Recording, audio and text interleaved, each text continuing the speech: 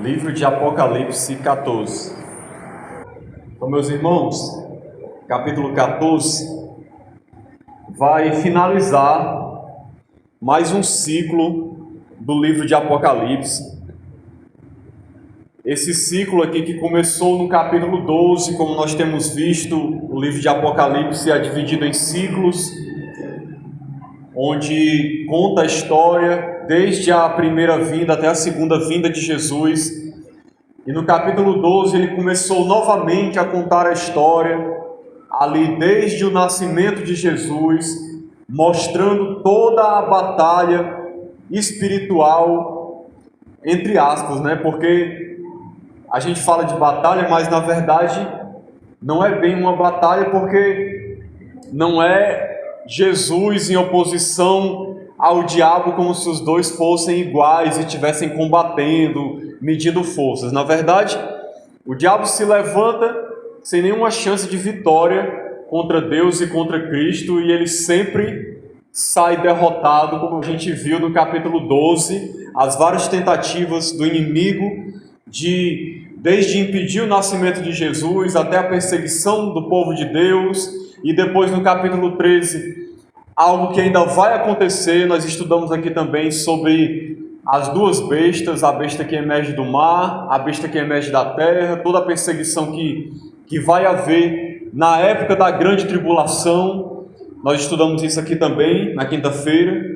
E o capítulo 14, ele vai aqui nos passar, João vai mostrar algumas visões que Deus deu a ele para poder esclarecer alguns fatos, algumas coisas a respeito do povo de Deus, a respeito do fim, da realidade do final dos tempos. É um capítulo de esclarecimento, são visões que têm o intuito de nos ensinar mais algumas coisas, trazer mais alguns ensinamentos a respeito dos acontecimentos do fim. E aí no final desse capítulo 14 a gente vai ver que vai ser relatada mais uma vez a volta de Jesus, o que vai acontecer no final dos tempos, quando o Senhor voltar, certo? Então basicamente é isso. Nós vamos agora olhar o capítulo 14 para a gente compreender o que o Senhor revelou aqui a João e o significado dessas visões. Então vamos lá. Capítulo 14, a partir do versículo 1. Olhei, e eis o Cordeiro em pé sobre o monte Sião. Quem já tem acompanhado aqui os estudos sabe que o Cordeiro se refere a Jesus Cristo. Jesus Cristo é o Cordeiro. E aqui em pé sobre o monte Sião. Aqui, irmãos, cabe um esclarecimento da gente compreender que aqui não é literal, certo? Essa visão não significa literalmente que Jesus vai estar em pé sobre o Monte Sião, ali sobre Jerusalém. Monte Sião aqui, ele é uma referência ao céu, a habitação de Deus, onde nós vamos estar com Deus. Para poder confirmar isso aqui, eu vou até mostrar um texto para os irmãos, para a gente ver Hebreus capítulo 13, versículo 2, a título de curiosidade. 13, 22, falando da igreja, aí diz assim: mas tendes chegado ao monte Sião e à cidade do Deus vivo. E aí ele explica o que é o monte Sião e essa cidade do Deus vivo: a Jerusalém celestial e a incontáveis hostes de anjos e a universal assembleia.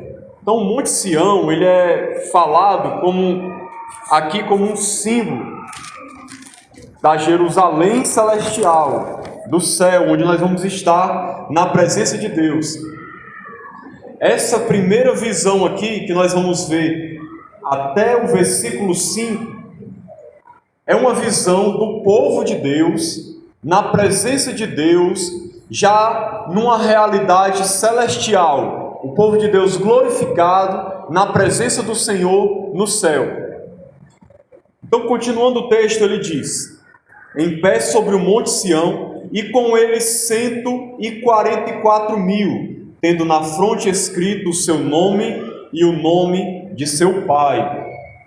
Nós já estudamos sobre isso também, eu vou lembrar os irmãos aqui rapidamente, mas a gente viu já no capítulo 7 do livro de Apocalipse qual o significado desses 144 mil. E nós já aprendemos que esses 144 mil não significam a totalidade das pessoas salvas, literalmente. Como tem muita gente que ensina por aí, existe uma seita que ensina que esses 144 mil são o número das pessoas que seguem aquela seita e que vão ser salvos, que vão para o céu. Na verdade, nós estudamos e vimos que esses 144 mil é um número simbólico, como muitos dos números no livro de Apocalipse, certo? Nós não podemos interpretar isso literalmente. 144 mil é um número da totalidade do povo de Deus, daqueles que são do Senhor e que vão ser salvos, mas é um número simbólico, porque os que vão ser salvos são muito mais do que 144 mil. Provavelmente aqui, 144 mil deve ser em referência aos 12 patriarcas da antiga aliança, os filhos ali de Israel, vezes os 12 apóstolos, representando a igreja do Novo Testamento, dá 144. E aí multiplicado por 1000, que 1000 é um número que dá uma ideia de totalidade de algo, dá 144 mil. Então, é uma simbologia, um número simbólico para falar da totalidade do povo de Deus. E diz aqui, e a gente já tinha aprendido isso também, que eles têm na sua fronte escrito o nome do Senhor e o nome de Deus, nome de Jesus Cristo, né? E o nome do Pai.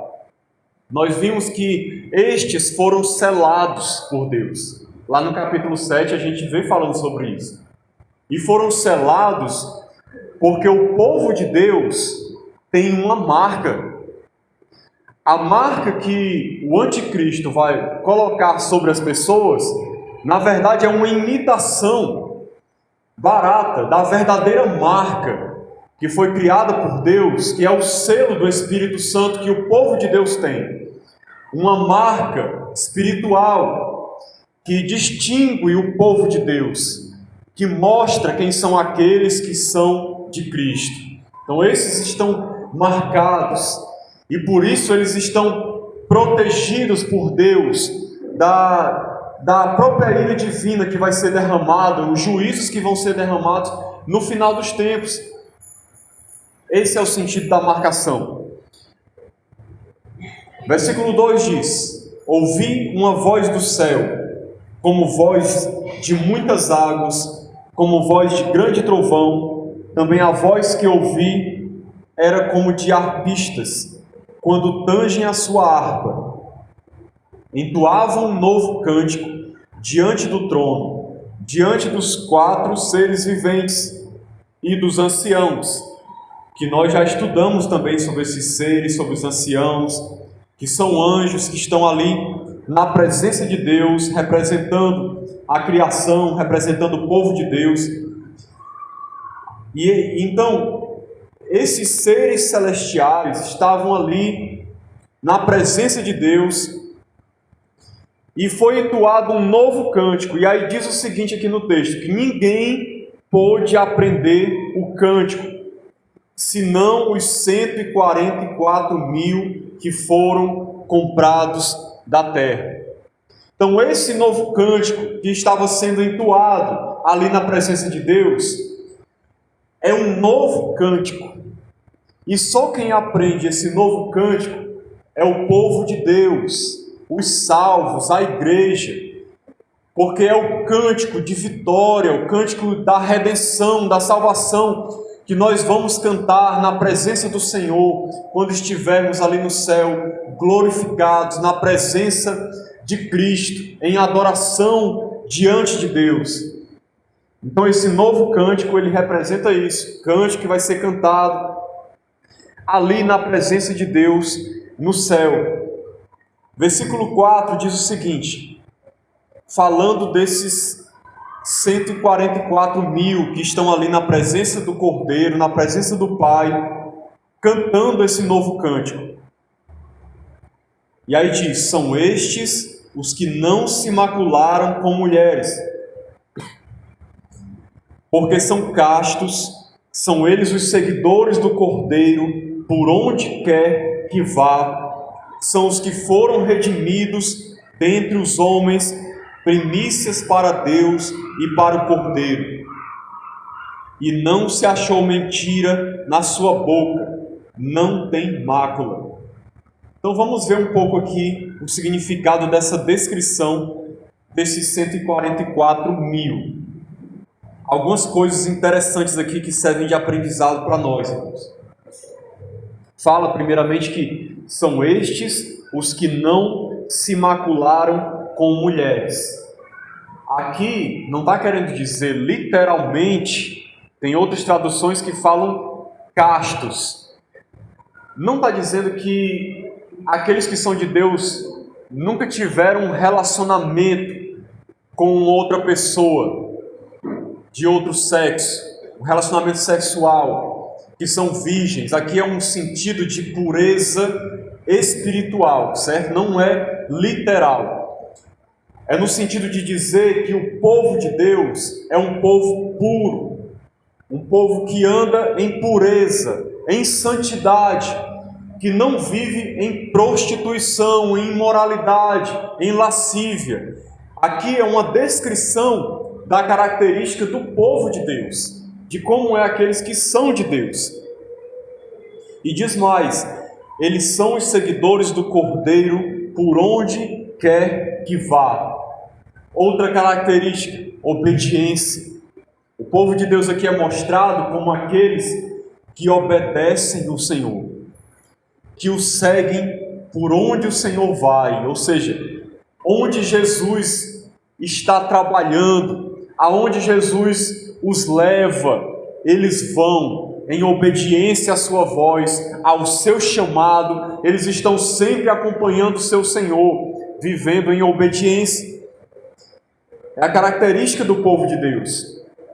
São os que foram redimidos dentre os homens, ou seja, é o povo que foi salvo por Cristo, aqueles que foram comprados da terra, que foram salvos mediante o sacrifício do Senhor Jesus Cristo e creram nele.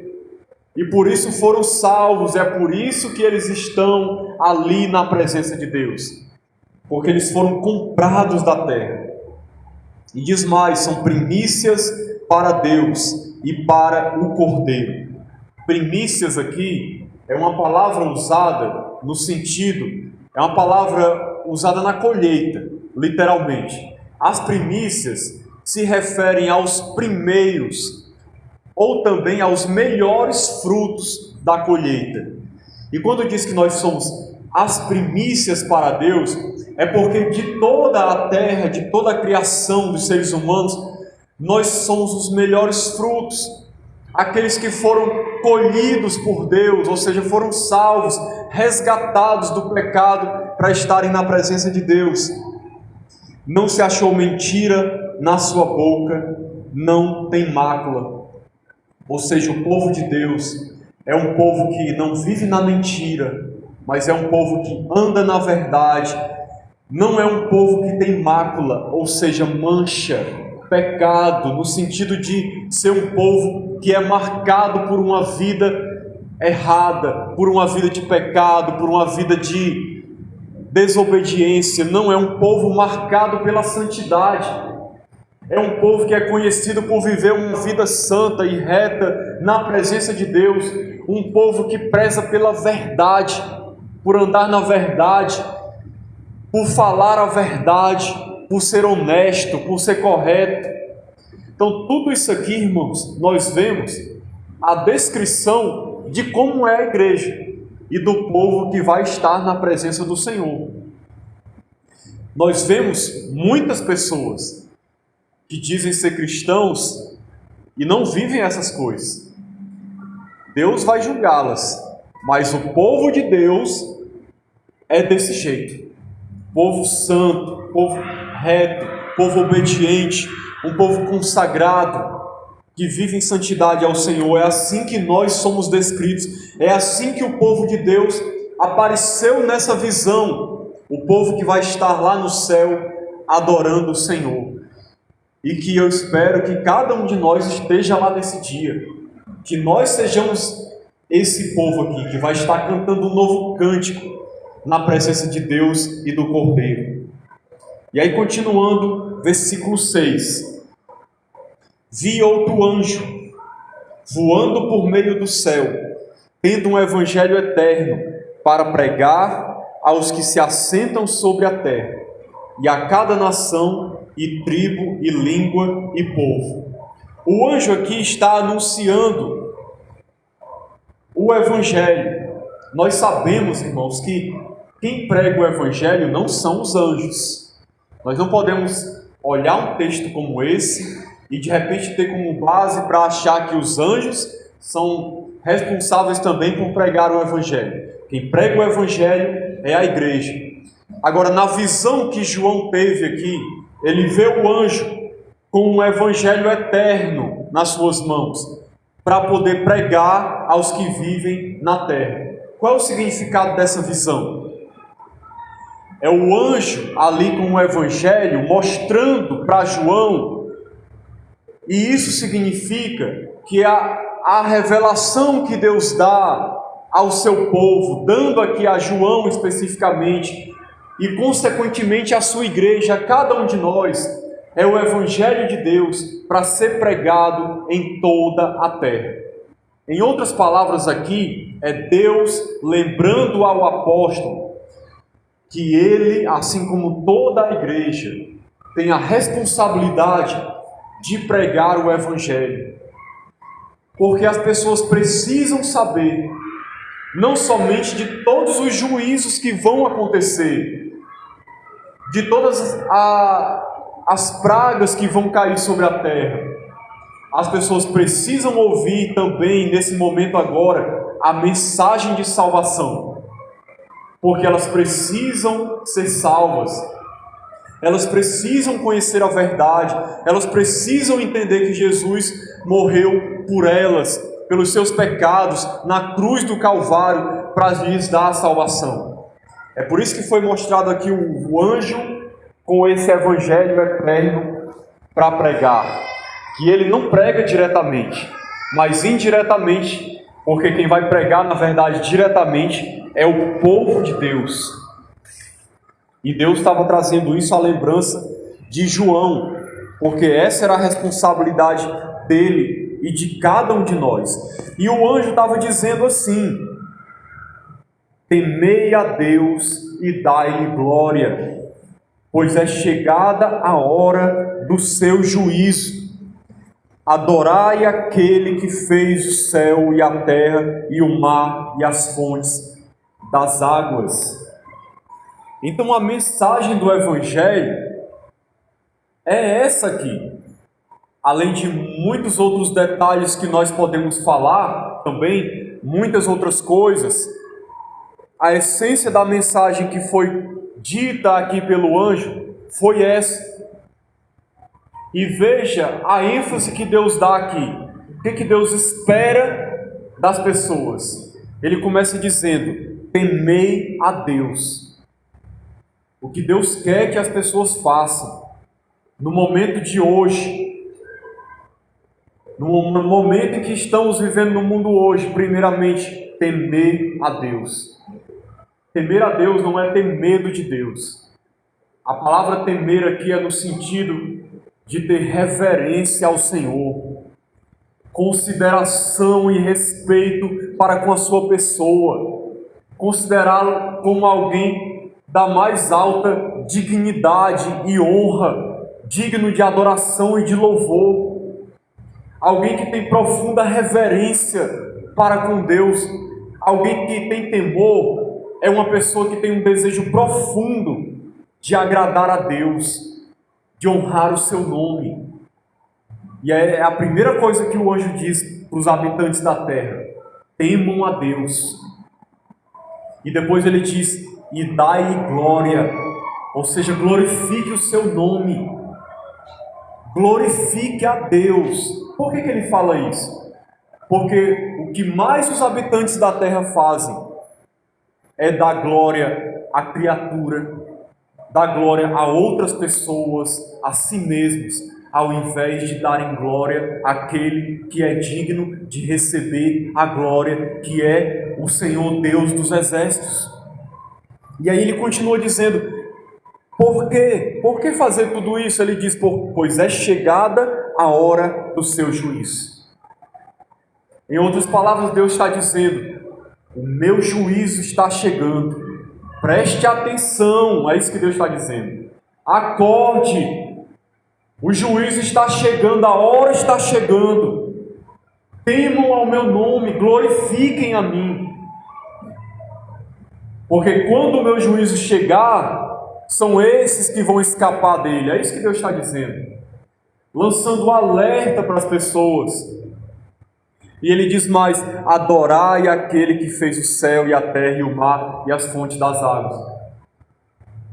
Adore a Deus, louve ao Senhor, engrandeça o seu nome, se volte para Ele, consagre a sua vida para Ele, adore ao Senhor de toda a terra. É isso que Deus está dizendo para as pessoas. E aí, irmãos, a gente vê o tamanho da misericórdia de Deus, porque Deus sempre faz isso. Antes de mandar o juízo, Deus manda o anúncio de misericórdia, de salvação, clamando às pessoas para que elas possam escapar do juízo. Só que as pessoas não dão ouvidos, não ouvem a voz do Senhor. Versículo 8 diz: seguiu-se outro anjo, o segundo, dizendo: caiu a grande Babilônia, que tem dado a beber a todas as nações do vinho da fúria da sua prostituição. Então essa é a terceira imagem que é mostrada. Nós já vimos aqui sendo mostrado o povo de Deus no céu, glorificado, adorando, porque Deus queria que as pessoas tivessem essa certeza. É como se Deus estivesse dizendo: olha, esse aqui é o futuro de vocês, esse aqui é o futuro de vocês, não percam a esperança. Esses aqui são vocês daqui a um tempo, adorando no céu na minha presença. E aí a segunda imagem que é mostrada, a segunda visão, é de um anjo lembrando a João para pregar o Evangelho, que o Evangelho tem que ser pregado, que as pessoas precisam ouvir. Aí a terceira visão é lembrando outro fato que vai acontecer também. Esse aqui não aconteceu ainda. No livro de Apocalipse, essa personagem aqui também não tinha aparecido ainda. Nós vamos estudar sobre a Grande Babilônia no capítulo 17 e 18. Só que João aqui já está tendo um adiantamento, já foi dada uma visão a ele. E depois vai ser detalhada essa visão, qual é o significado. Mas interessante que Deus já mostra: olha, existe uma grande Babilônia, mas saiba de uma coisa, ela vai cair. O destino dela é cair. É isso que Deus está dizendo. Existe uma grande Babilônia. O que é essa grande Babilônia? A gente vai estudar detalhadamente, mas deixa eu já adiantar aqui. Grande Babilônia se refere ao sistema mundano caído desse mundo. Todo esse sistema religioso, político, econômico, envolvido no pecado, nos valores mundanos, relacionado à idolatria, à prostituição, a roubo, a engano, a mentira, tudo que não presta, que esse mundo está atolado.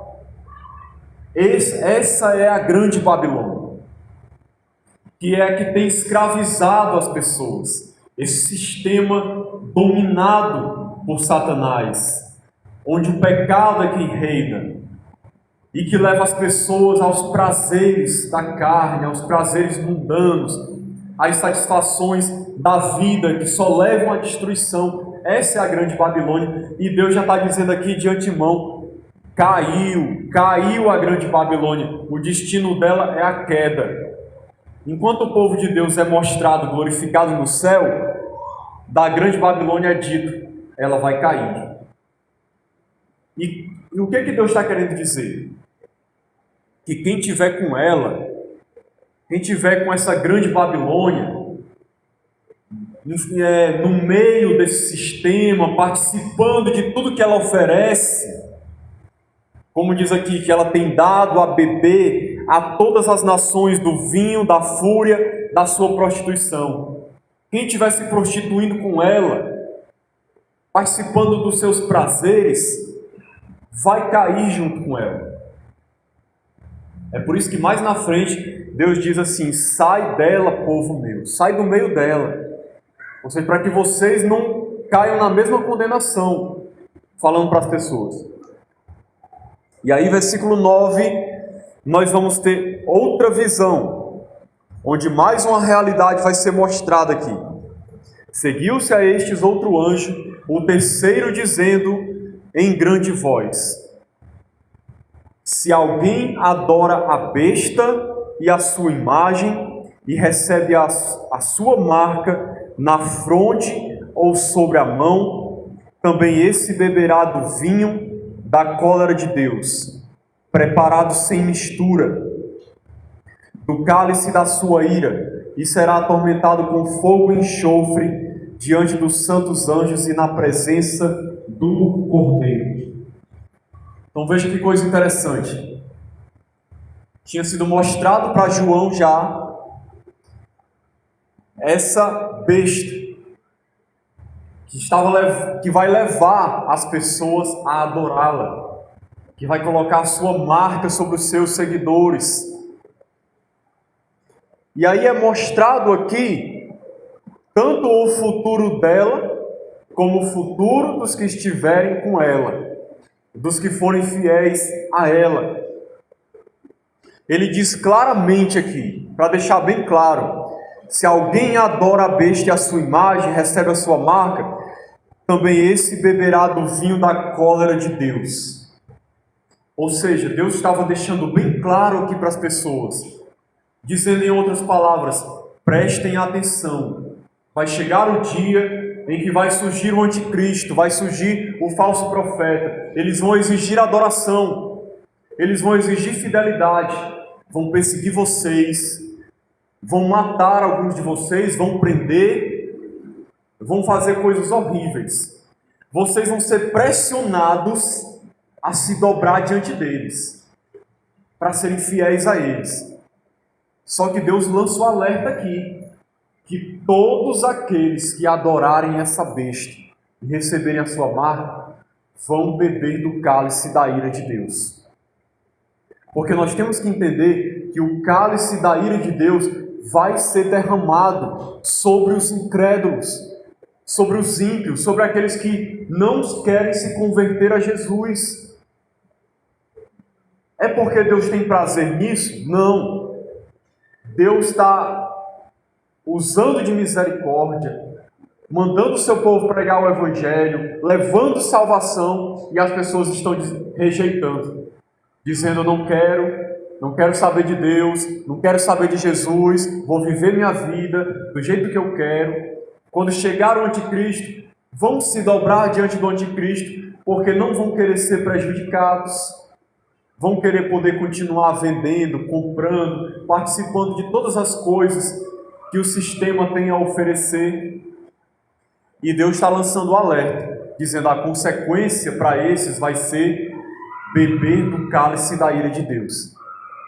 E, irmão, se tem uma coisa terrível que ninguém deveria querer beber, é o cálice da ira de Deus. Deus fala aqui de uma maneira figurada.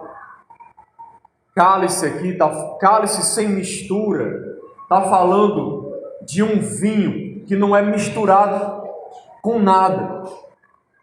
E beber totalmente desse cálice significa receber o castigo de Deus de maneira total e completa. Vai ser algo terrível, terrível. Só de imaginar, a pessoa deveria tremer. de medo e de pavor. Porque tem gente que diz assim: o inferno é aqui que é o inferno. A pessoa não tem nem ideia do que espera aqueles que não vão ter Cristo, que não tem Cristo na sua vida. Porque a ira de Deus vai ser derramada totalmente, é isso que diz aqui quando fala que vai ser derramado sem mistura. E olha o que diz mais: será atormentado com fogo e enxofre. São figuras para falar do sofrimento terrível diante dos santos anjos e na presença do Cordeiro. E olha o que diz mais: a fumaça do seu tormento sobe pelos séculos dos séculos. Ou seja, não tem fim. É um tormento eterno. Tem gente por aí pregando, dizendo: Deus não vai lançar ninguém no inferno, porque Deus é amor. Como é que um Deus de amor vai colocar as pessoas no inferno? A verdade é que Deus não preparou o inferno para nós. É dito isso lá em Mateus 25. O inferno foi preparado para o diabo e os seus anjos. Só que todos aqueles que rejeitarem a Cristo, o destino deles é esse. E isso é uma realidade. E uma realidade que não se acaba, porque tem gente ensinando também que as pessoas vão ser lançadas no inferno e que o sofrimento vai ser temporário. Elas vão sofrer durante algum tempo e depois elas vão ser exterminadas, vão sumir, deixar de existir e não vão sofrer mais. É o que as pessoas ensinam por aí. Ou que não vai ter inferno, não vai ter sofrimento, que Deus vai salvar todo mundo, ou então que vai ser um sofrimento passageiro. Mas não é isso que a Bíblia ensina. O seu tormento, a fumaça do seu tormento sobe pelos séculos dos séculos e não tem descanso algum, nem de dia, nem de noite, os adoradores da besta e da sua imagem e quem quer que receba a marca do seu nome. Ou seja, o destino dos adoradores da besta, dos que receberem a marca, é um sofrimento eterno e terrível, que não vai ter descanso nunca. E aí as pessoas deveriam avaliar e pesar na balança. Será que vale a pena ter poucos meses ou anos de alegria e satisfação aqui na terra por não ser perseguido e passar toda a eternidade sofrendo um tormento horrível? Será que não é muito melhor ser fiel a Cristo e, se for preciso, sofrer, morrer, ser preso, mas passar toda a eternidade no céu, numa alegria eterna? Será que não é muito melhor? O que vale mais a pena? E aí, continuando, versículo 12. Aqui está a perseverança dos santos, os que guardam os mandamentos de Deus e a fé em Jesus. Então, a perseverança dos santos, qual é a marca dela? É isso: guardar os mandamentos de Deus e manter a fé em Cristo. É isso que o povo de Deus faz. Aqueles que são salvos verdadeiramente vão fazer. Mesmo num período de grande dificuldade, eles vão continuar crendo e obedecendo ao Senhor. E aí versículo 13 diz: então ouvi uma voz do céu dizendo: escreve, bem-aventurados os mortos que desde agora morrem no Senhor. Sim, diz o Espírito, para que descansem das suas fadigas, pois as suas obras os acompanham. Então, enquanto a palavra para os que não têm Cristo é condenação eterna, tormento eterno, a palavra para o povo de Deus aqui é o quê? Descanso eterno, na presença de Deus. Ou seja, vamos morar no céu, vamos ter alívio do nosso sofrimento. Toda essa carga de sofrimento, dor, tristeza vai ser tirada. Nós vamos usufruir do descanso eterno, da alegria eterna na presença de Deus. Isso vai ser detalhado com mais detalhes mais na frente, quando for falado da Nova Jerusalém. E para terminar, irmãos, nós temos aqui duas colheitas que são relatadas aqui, uma visão de duas colheitas. Uma é a colheita dos salvos e a outra dos perdidos. E é uma linguagem simbólica para relatar essas duas coisas. Primeiramente vai falar dos salvos, a partir do versículo 14. Olha aí o que diz a palavra de Deus. Essa parte aqui vai ser bem rápido, eu já vou terminar. Diz assim: olhei, e eis uma nuvem branca, e sentado sobre a nuvem, um semelhante a filho de homem, tendo na cabeça uma coroa de ouro e na mão uma foice afiada. Essa imagem aqui é a mesma descrição, se você tiver curiosidade de ver, de Daniel, capítulo 7, versículo 13 e 14, quando Daniel tem uma visão do Filho do Homem. Quem é o Filho do Homem? Jesus Cristo. Aqui é uma visão de Jesus vindo numa nuvem no céu, é a volta de Cristo. E ele vem com, como diz aqui, com uma coroa de ouro, porque ele vem como o Rei dos Reis, o Senhor dos Senhores, e ele vem com uma foice afiada na mão, porque ele vem para colher. Vem para colher quem? Colher o seu povo. Veja o que diz no versículo 15: o outro anjo saiu do santuário, gritando em grande voz para aquele que se achava sentado sobre a nuvem: toma a tua foice, ceifa, pois chegou a hora de ceifar. Ou seja, aqui está relatando a volta de Cristo. A hora de ceifar é a hora de recolher o seu povo. Em outras palavras, aqui é uma visão do arrebatamento da igreja, de nós sendo levados para estar com Cristo, só que relatada de uma maneira simbólica. E aí ele diz: visto que a seara da terra já amadureceu, ou seja, já está no ponto, já chegou a hora. Todos aqueles que são do povo de Deus, já chegou a hora de serem levados. E aquele que estava sentado sobre a nuvem passou a sua foice sobre a terra, e a terra foi ceifada. Ou seja, o povo de Deus é levado para estar com Cristo. É isso que está falando aqui. E que nós sabemos que vai acontecer no final da grande tribulação, na volta de Jesus para buscar o seu povo. Versículo 17, aqui vai falar da outra colheita, certo? Então saiu do santuário que se encontra no céu outro anjo, tendo ele mesmo também uma foice afiada. Saiu ainda do altar outro anjo, aquele que tem autoridade sobre o fogo. Nós já vimos aqui essa figura em outros textos de Apocalipse. E falou em grande voz ao que tinha a foice afiada, dizendo: toma a tua foice afiada e ajunta os cachos da videira da terra, porquanto as suas uvas estão amadurecidas. Essas uvas amadurecidas, que já estão no ponto de serem colhidas também, aqui representam aqueles que não são de Deus, que não são de Cristo. Como é que você sabe disso? É só olhar a continuação do texto, versículo 19. Então o anjo passou a sua foice na terra, vindimou a videira da terra e lançou-a no grande lagar da cólera de Deus. Para mais detalhes sobre isso aqui, a gente vai estudar também em Apocalipse 19, quando falar da volta de Jesus. É descrito também na mesma linguagem.